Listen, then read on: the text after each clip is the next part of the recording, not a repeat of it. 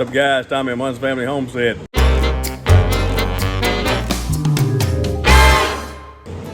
So you got one of those F350 6.7. Starter can be a booger.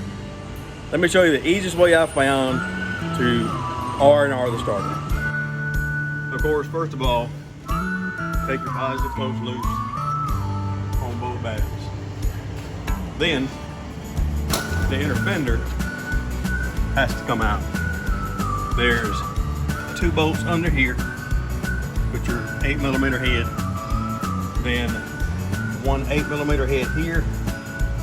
Then one here. I'll show you on the inside. Then one here. And you take these bolts out from around the inside.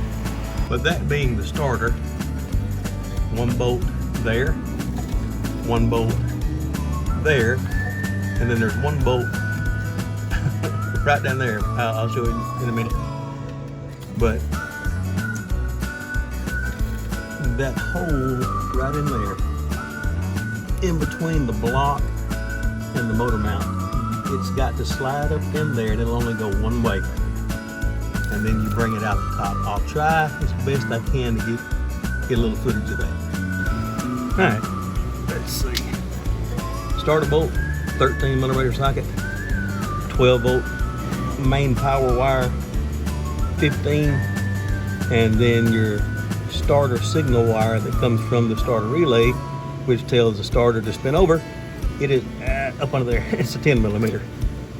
So take your time with this because it can get frustrating. All right, I've got a wiggle head ratchet, which makes it easier most of the time. And like I said, it's hard for me to get a camera up in here. And sometimes you can do it better with a wrench, but we're gonna try it with a socket. Put a couple of these on in the past. They hadn't been too bad. Okay, gotta have both hands. All right, just broke it loose there. You can take and just spin the nut off with your fingers. Not much to that. And usually a new starter will come with new nuts anyway, but I always put mine down here on the frame, or actually on the stabilizer bar, just to make sure I have them. Pull that one off, and then we'll put a ratchet on that, or a wrench, get that off, and then we'll go for the bolts. Now, like I said, the hole is pretty cramped. So, and I'll show you a shot from the bottom in a minute. The reason you have to go, this hole's pretty tight too, by the way. It's all I can do to get my oversized, let's just not say fat, let's say well blessed. All right, both of those are off. So just kind of sit them out of the way, and then we'll go for the bolts right here. Now I'll try to hang the camera up in here, but when I get my hand up in here, you can't see it anyway, but we'll try. All right, again, there's a picture from the inside. I'm actually under the truck. There's a picture from inside the firewall, right there. And then if you travel under here, and that being the oil filter, and then the oil filter housing, oil cooler housing, the starter is up there.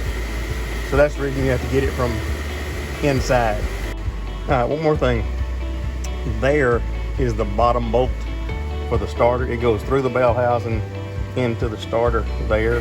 And then I showed you the other 2 up there. Now, like I said, I don't know if I can get, I'll get you a shot of this one. That's all I can do. I can't do the inside. And by the way, on these, I do not use air wrenches on these. I've had bad luck. I don't want to say bad luck. I've had bad experiences with that. They're not too tight, as you can see, but I always loosen this one first. Then we go up and undo the top 2. Then I can hold the starter up, pull this out from the back side. And like I said, you may have to work with it yourself to find out which is the easiest way to do that. But all I can say is, like I said, you have to take your time with this because it can get frustrating, especially when you have to twist the starter in the exact right direction.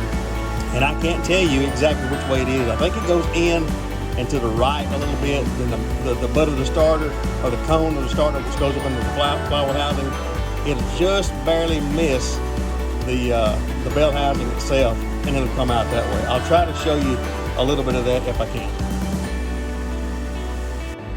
Now, for those of us that are a little bit older, now I didn't say old now, I said a little bit older, a little bit wiser, put you some knee pads on.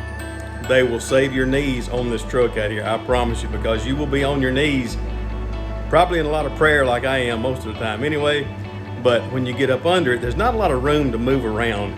Like I said, I can't show you everything because of the tight quarters, but I'll show you what I can. Put you some knee pads on. And knee pads are on, ready to go. Yes, I do have my tennis shoes on today too, because my feet are hot. All right, bolts are out. Starter is away from the bell housing. And like I said, most of the time you're gonna have to have two hands and twist it over, try to push it up inside. There's just enough room, and you gotta have it the right combination, I promise you. I'm not gonna sit here and video this whole thing, because when I did, it took me about 5 or 6 minutes to get it turned exactly right. You can see the cone right there. You've got maybe a ½ inch, but you gotta go far enough for it to come out. Like that. You see what it is? Turn the bottom down, like that. I'm sorry, y'all, it's hard for you to see, I know. All right, let me grab the starter. Okay, coming out. Like that. And that's how you get it out. Thank you, Lord. All right, there is no good way for you to see this. So remember, cock it up in the back, like that. See how that rolls? And you have to roll it up. And then it'll roll in. The best I can show you. All right, then we'll start our bolts. Up there, down there, down there, and in the back. All right, under the bottom, and we're gonna start our little bolt right there.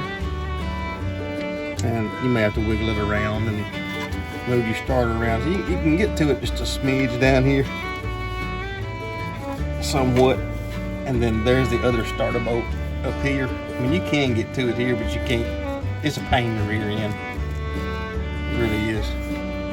So let's get these tightened up, and I can get back with you. No, I did have to put a 3-inch extension on there just so I can get it tight enough. There we go. Right there. One more time. All right. Let's stick the wires on. All right, putting the, well, if I can get this thing, get my hand out of the way. Where are you down there? You can either use a wrench. It's kind of easier on this one.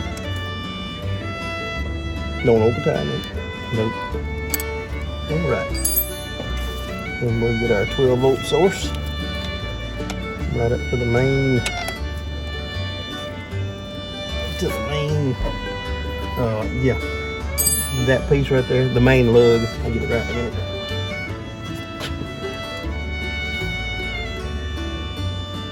And we'll get our lock washer.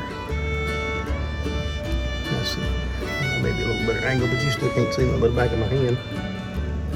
Sorry, just no other way to get in here. There we go, maybe a little better there. All right, get our wrench to tighten that up, or the socket and tighten it up, we'll be through. All right, and again, not really easy to get your hands and all in here, but I will tighten the middle bolt, maybe. I always tighten the middle one because that kind of draws it up even. Yep. We have to start back over again. I thought it was all the way in, but it wasn't. There we go. Got a little hard spot on the bolt there.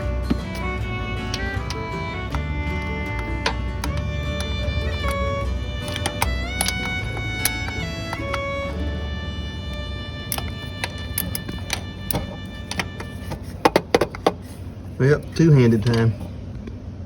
All right, battery is hooked up, and we'll go right over here.